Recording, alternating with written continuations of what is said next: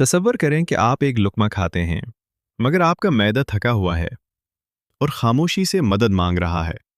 اکثر ہم سمجھتے ہیں کہ معدے کی بیماریاں اچانک پیدا ہوتی ہیں، لیکن حقیقت میں یہ ہماری روزمرہ کی غلط عادتوں کا نتیجہ ہوتی ہیں۔ علی بھی ایک ایسا ہی شخص تھا جسے فاسٹ فوڈ کھانے، جلدی جلدی نگلنے اور پانی کم پینے کی عادت تھی۔ شروع میں اسے معمولی گیس اور بدہضمی ہوتی رہی، مگر آہستہ آہستہ یہ مسئلہ بڑھتا گیا۔ جب وہ ڈاکٹر کے پاس گیا تو اسے معلوم ہوا کہ اس کا معدہ خراب نہیں بلکہ اس کی عادتیں خراب ہیں، اور اگر وہ اپنی روزمرہ زندگی میں تبدیلی لے آئے تو وہ آسانی سے بہتر ہو سکتا ہے۔ اس نے سب سے پہلے اپنے کھانے کے انداز کو بدلا اور ہر نوالے کو اچھی طرح چبانا شروع کیا، کیونکہ ہاضمہ منہ سے ہی شروع ہوتا ہے اور لعاب میں موجود انزائمز خوراک کو توڑنے میں مدد دیتے ہیں۔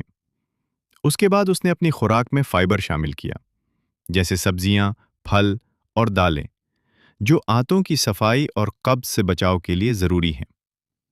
اس نے پانی پینے کی مقدار بھی بڑھائی، کیونکہ پانی ہاضمہ کو بہتر بناتا ہے اور جسم میں غذائی اجزاء کے جذب کو آسان کرتا ہے۔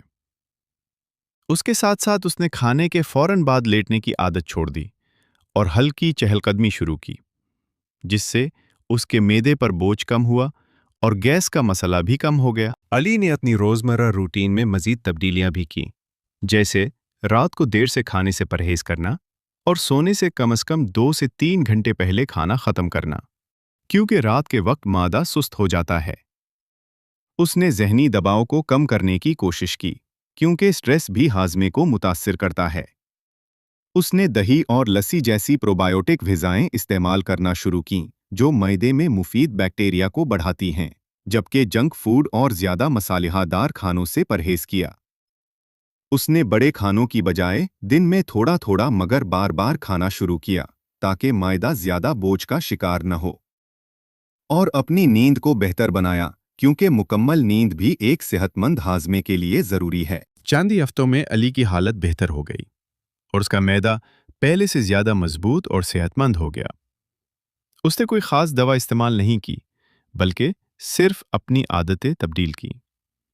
یہی سبق ہمیں بھی سیکھنا چاہیے کہ ایک صحت مند معدہ مہنگی ادویات سے نہیں بلکہ سادہ روزمرہ کی اچھی عادتوں سے بنتا ہے، اور اگر ہم اپنی زندگی میں چھوٹی چھوٹی مثبت تبدیلیاں لے آئیں تو ہم بڑی بیماریوں سے خود کو بچا سکتے ہیں۔